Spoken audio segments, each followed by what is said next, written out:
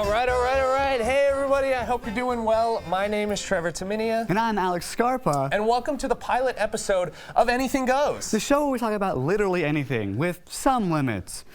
Okay, with a lot of limits. Yeah, anything that fits into the extremely narrow frame of what is acceptable in Gen Z culture today. That's at least what other generations think of young adults today. People say we're too offended, too serious, too, what's the word? Lazy. No. Unhinged. No. Mean. No. Rude. No. Judgmental. No. Obnoxious. Yeah. No. Woke. Woke, yes. Woke. Gen Z is too woke, which, okay, but every generation has its flaws. You know, we're too offended when older generations use a word that's outdated, and older generations get pissed off when we have blue hair. Different colored hair, nose rings, and tattoos are just the scariest thing for some reason. But you know, on the flip side, the scariest thing in the world for Gen Z is for their older family members to start sending them reels. And they always send them like as links to your iMessage, like, oh my God, that is not how that works. Generational differences. We'll talk a lot about them on this show. And we'll also talk about how things going on at UNLV, like the electric scooters that you constantly feel run you over. And real quick, why are athletes always using those scooters? Aren't they the ones like most conditioned to walk? Yeah. Not only that, but we'll also talk about things happening in Las Vegas and in the world, including the world of politics. We'll talk about how she lost. How he won. How he lost, but also won. How both of these guys lost. And oh man, oh geez, he's still here? I didn't know. Ugh, haven't thought about that guy in a while. Yeah. But hey, we're not here to persuade you towards one side of the political spectrum or to make you hate people. We're here to ask the political questions that you really want to know about. Like, why is getting rid of a social media app the only thing that Congress can agree on? That's right. TikTok has a chance of being banned on January 19th, 2025 if ByteDance, the app's Chinese-based company, doesn't sell the app to an American company by that date. Yeah, Scarpa, the federal government is seriously concerned about TikTok users being influenced by the Chinese government, exposing us viewers to communism practices and misinformation about the United States. It's horrible and frightening. Let's see some of the terrifying Chinese propaganda that's been spreading rapidly throughout TikTok the past few weeks. Bring the boom! I can't believe I'm Spider-Man. I like my suitcase. Get ready with me for football tryouts.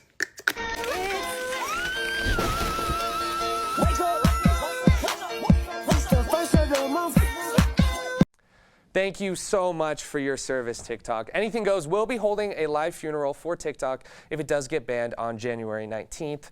And then the following day, we will be holding a funeral for the United States of America on the 20th when Trump gets inaugurated. I'm kidding. That is what some people think, though. And for others, January 20th will be the revival of America. There is absolutely no in-between. Not at all. But, Trevor, now we have to come up with a joke against the Democrats to make things even. Oh, yeah. Sorry. Biden is old. Trevor, even Biden jokes about Biden being old. We'll think about it and we'll get back to you. Anyways, back to what we were saying. Other things we'll talk about on this show include society, art, entertainment, and music, like why people like Taylor Swift more than their own mother, and what makes her the greatest football player to never play the game. Yeah, we'll also talk about other genres of music, like hip-hop and rap, discussing things like why does Playboi Carti keep repeating himself, and why do we like it so much? Alex and I will also probably mention a few times how we're both not actually gay, despite your completely wrong immediate assumption. And if that wasn't what you were thinking, just give it a little time. We got a great show for you tonight. Let's take a seat. Oh, anything goes when you wear the rose. Oh, anything goes when you wear the rose. All right, since this is the pilot episode, Trevor and I are going to start by introducing ourselves. So, I'm Alex Scarpa. I'm currently a journalism major, so I'll be living under a bridge in a few years. Yeah, professional journalists don't get paid enough here, but I do like making music on the side, so either way, I'll be out on the streets. I live on campus, North Tonopah. My dorm room bed is taller than I am, and yes, this is actually how I dress normally, which is why people assume that I'm not interested in the female gender. Like, stop with the stereotypes, people. Anyways, I've always loved music. I was actually Freddie Mercury when I was 13 years old, and nowadays I sing, play the piano, and the ukulele.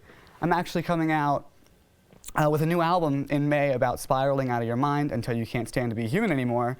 So, you know, I might need therapy, but I'm still pretty cool and awesome. Trust me, I'm on Spotify. Oh, no, I think we're pretty cool. We like to talk a lot. We will try to make conversation with strangers all the time, which is a huge no-no for our generation. That's weird. It's unnatural. If you want to talk to someone, you don't talk to them, you text them.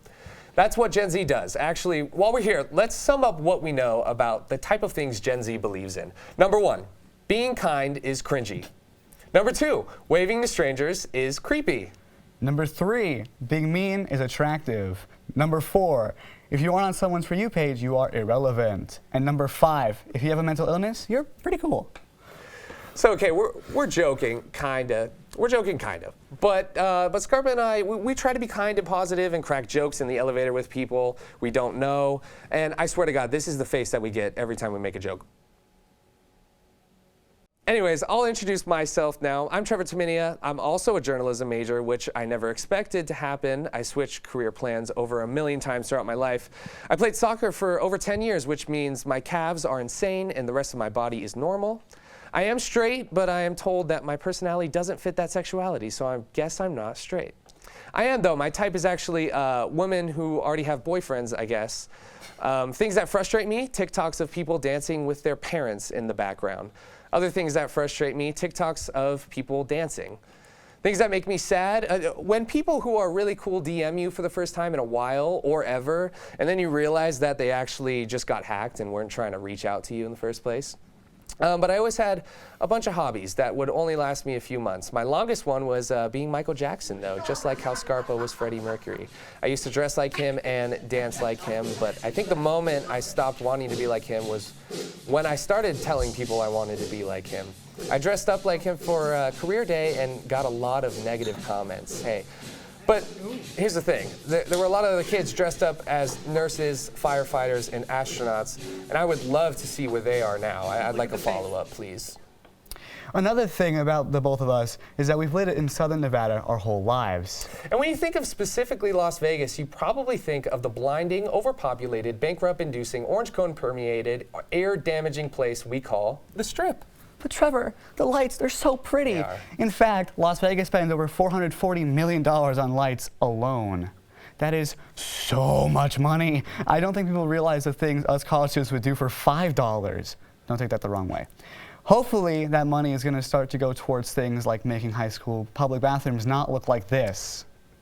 Okay, this picture is actually taken out of context. There was construction happening, but honestly, that's not too far off from what it normally looks like.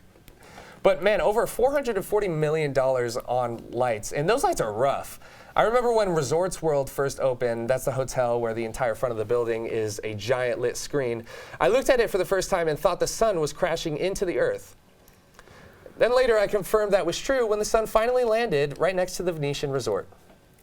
And eventually we realized that the sun is actually a pretty chill guy. Okay, Trevor, speaking of the sphere, we're driving by it the other night, and apparently sometimes the sphere just randomly, rapidly displays letters for some reason. Here's a quick video from that night. Oh! Fire! Fire! Fire! Fire! Oh! Oh! Oh! What was this? Oh my God! Oh my God! V! Yeah, that's us. Congrats, Sphere. You did something that nothing else could ever do. Get two grown adults to yell, V, V, V, V, V, V. And this is why Vegas has such horrible drivers. You can blame the Sphere for their newest production of Ball with Letters. Now, we've been talking about Las Vegas, but it's important to remember that the Strip itself isn't actually in the city of Las Vegas. It's called the Las Vegas Strip, but everything that is considered the Strip, the casinos, resorts, clubs, it's actually situated in an unincorporated town. Isn't that right, Alex? That's right, Trevor. That's absolutely right. The Strip is actually in a little town called Paradise. Now, when you think of paradise, tell me, what do you think of? Do you think of freedom? No stress, kind souls, fresh air, and no parking fees?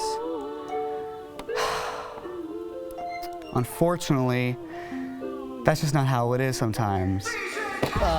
It's really loud and it smells. Parking is terrible and it's so much money. Alex Scarpa, everyone. Okay, you're probably sick and tired of hearing us talk, so we're going to take it over to Chris with the latest news in pop culture.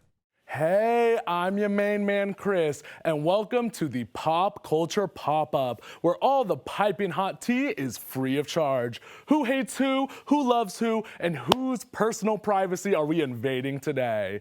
Well, today's topics include the Midwest pop princess herself, Chappell Roan, Drake versus Kendrick again, but this time in court, and everyone is mad about Billboard's pop stars of the 21st century list. Chappell. She has been infamous over the last couple of months, from confrontations with photographers, infamous TikToks, and some pretty cool performances and music. It all started on August 19th when Miss Girl posted a TikTok basically saying, "You don't know me." She asked her fans to not come up to her and take photos or stalk her. And somehow this has led to Chappell being perceived as a diva and a brat in the pop world. And not the good kind, Charlie XCX brat summer type brat. I will say the one good thing to come from this whole anti-Chappell campaign is this outstanding photo where Chappell is about to drag this photographer who previously came after her. I mean, like, hang it in the Louvre. It's beauty, it's perfection. This image has gone triple platinum on my phone, folks. Anyways, let's all agree to leave Chappell alone. Speaking of leaving others alone, Drake, you gotta leave Kendrick alone, bud. It's not looking good. So on the 22nd, Kendrick released his surprise album, GNX, where he says West Coast, Best Coast for 44 minutes and 21 seconds straight. And just a few days later, Drake and his legal team filled out legal papers against Universal Music Group, Kendrick Lamar's label. Either this is the worst timing of Drake's life or the most petty court filing in history. Drake's team accused UMG of boosting Kendrick's diss track, Not Like Us, to smear Drake's good name, using paybots and pay-to-play strategies to make the song bigger than it really was. The world is just after Aubrey Graham, in Aubrey Graham's world at least. Since Not Like Us is a diss track, it wasn't nice to Drake, and his legal team seemed to have issues with this. Drake's team even said that Universal, and I quote, could have refused to release or distribute the song or required the offending material to be edited and or removed, end quote. Which is basically legal speak for, hey, you didn't have to let him be a meanie head to me, which is crazy. Imagine if Biggie went to the New York Supreme Court after Tupac released Hit 'Em Up. Drake, a little word of advice from one black suburban guy to another: you don't get in a rap beef and then try to settle it in court. This isn't how things work, man. And now, folks, it's time for our final topic of the day. Billboard's greatest pop stars of the 21st century. Surely there won't be any drama from ranking these highly popular musicians with rabid fan bases. What could go wrong? So Justin Bieber got number 8 on the list, right? Pretty good. Well, his wifey, Hailey Bieber, didn't seem to agree, calling Billboard a flipping joke in a TikTok comment. And she ain't the only one upset over this list. Twitter, or X if you're lame, has been in flames over the list and their fave not being number 1. The Swifties seem to be upset the most, even though she was declared the second best pop star of this century. Yet again, pretty good. But some of the extreme Swifties seem to be taking up the same attitude as the one Justin Bieber stan. Well, that has been the Pop Culture Pop-Up with me, Chris, and hopefully you enjoyed sipping some piping hot tea with me. Remember, folks, never call Twitter X. Thank you for coming to the Pop Culture Pop-Up. Now, Tayana, take it away and tell us what's booming in the box office. Movies are something we all like to gather around and watch with family and friends, but sometimes we don't necessarily know what to watch, and that is what the Trailer Park is for, to help you find movies in a narrow world of movies coming out every year. So let's start with The Bad Guys 2 trailer, starring Danielle Brooks and Sam Rockwell. Showtime. during this movie, it seems like it would be a good movie for younger kids, but I just don't really think that they would understand the plot. It seems like the bad guys are back at it again, and they're going back for one last mission to help a new gang of girls, which is great. I love to see a strong female lead. I am never driving another car ever again. I don't necessarily know the lion's name yet, but she looks really cool. I think that her, presence is definitely more powerful than the wolf, but it's completely fine. And I need some extra hands, professionals. Maybe you don't keep up with the news, but we're good now. There's a lot of action in this movie that I've noticed. I think a lot of kid movies are starting to make more action-packed films, which is really great. It seems like it keeps their attention a little bit more. Why is she in his mouth? Overall, I would give this movie a 3 out of 5. I think it's fantastic. I think it'd be pretty good, but a little boring for the younger kids. But that's all for the Trailer Park for today. I hope that you enjoyed it. Maybe you go see this movie. It comes out August 1st in 2025, so you definitely have some time. Back to you. All right, thank you so much, Chris and Tyona. So once again, Alex and I are journalism students here at UNLV, and there's a lot of new things we've experienced being in our first year of college. Yeah, Trevor, I'm in a whole new living environment. Classes are different, teachers are different, and despite you saying your whole childhood you're just going to grow up and move out, you suddenly start to not want to do that anymore. Yeah, it's a lot, but one of the best new experiences I've had on campus was with these guys. Oh my God, I don't know why, but these little mobile robots that deliver food on campus is the coolest thing to me. They actually work really well, but also the most entertaining thing I've seen so far this semester is one of these guys ramming right into a table. Oh my God, it was so funny. Yeah, and robots delivering food is cool, but there's already actually people for that. Is our generation so antisocial that we don't even want to face a delivery person anymore? I mean, come on, we need robots. Can you imagine how delivery drivers feel about this? Pizza's here! Pizza's here! Open the door! Pizza's here! Open the door! Nope, we're not doing that. Thanks to modern technology, a little robot can deliver my food. No humans necessary. I'm so sick of these dumb little robots with their dumb little wheels. I can do it better. Who cares if this is literally what they're made for?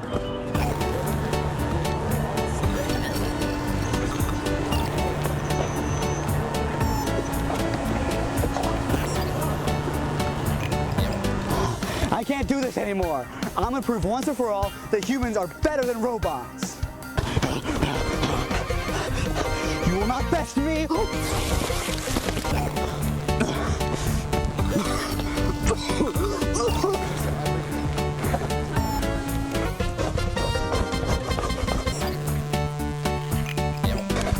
I was talking to my boss the other day, and he was like, you gotta show up to work on time. And I was like, frick you. No, I don't.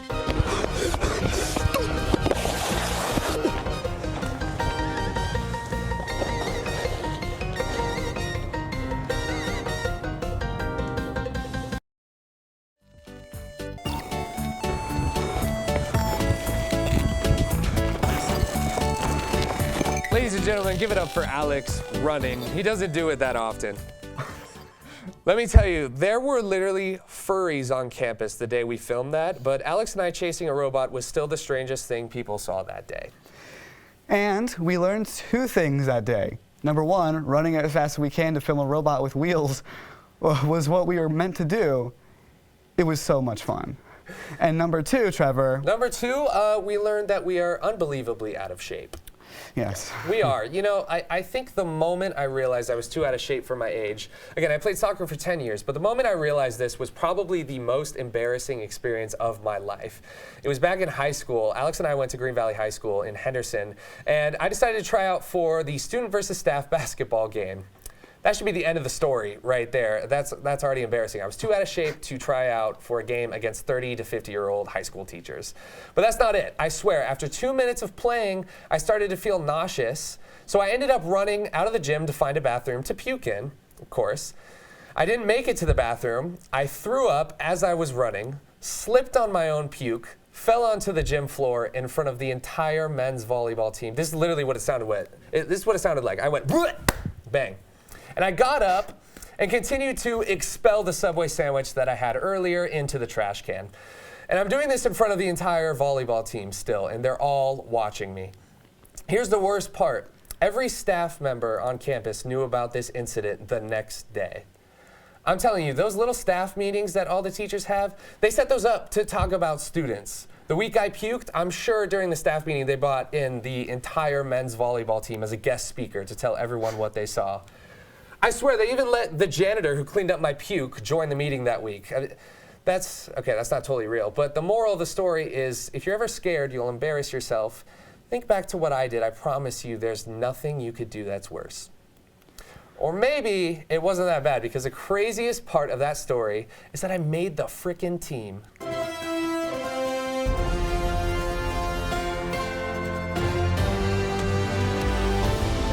All right, welcome to our final segment of the night, Newsflash.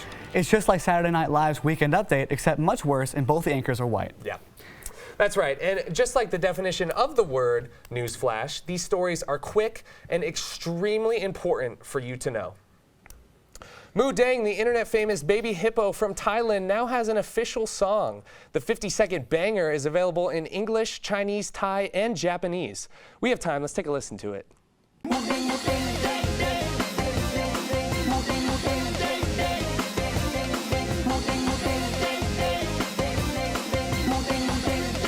Wow, incredible. The song lyrics aren't just moo dang dang dang boing boing boing boing.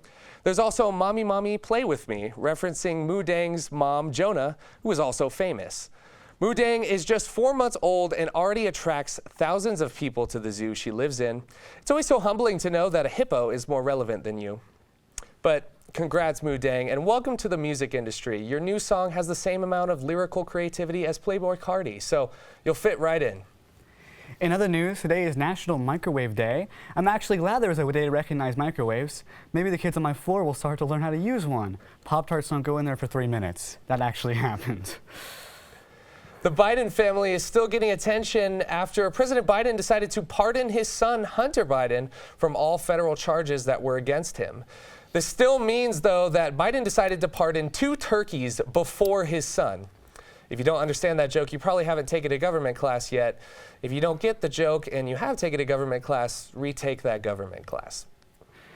The cryptocurrency entrepreneur who bought a banana duct taped to a wall for $6.2 million decided to eat the banana. That's the story. I mean, I bought a banana for 25 cents yesterday, but as a college student, it feels like I basically spent the same amount of money as the crypto guy. It was announced this week that Oxford English Dictionary's word of the year from 2024 is, drumroll Trevor. No, absolutely not. The word is brain rot. Now, for those who shave, you probably don't know what that word is. And hang on a second. This is 2 words. You see the space? Zoom in on the space. The word of the year is 2 words. Brain rot is not a word.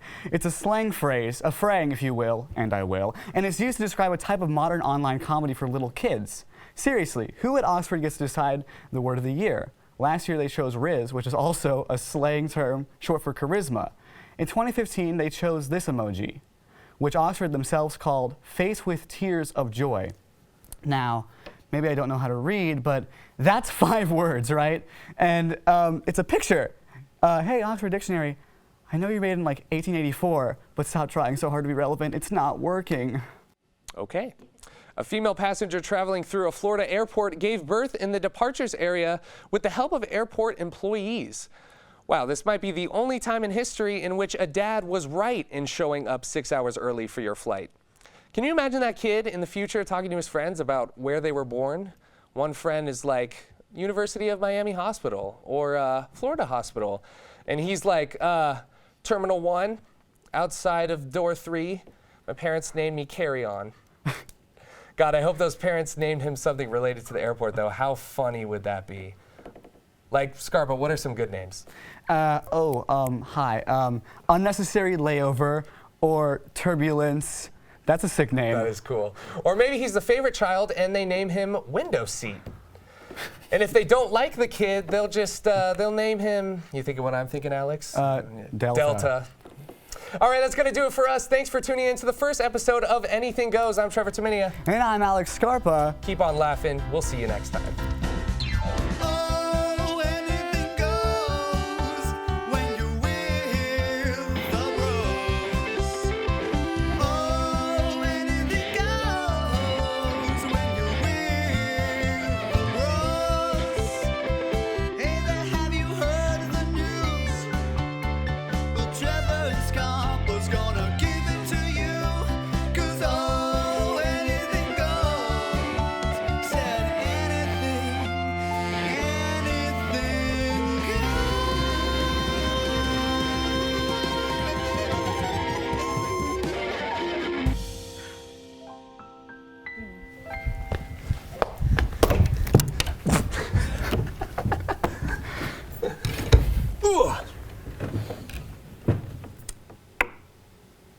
Is this a practice run?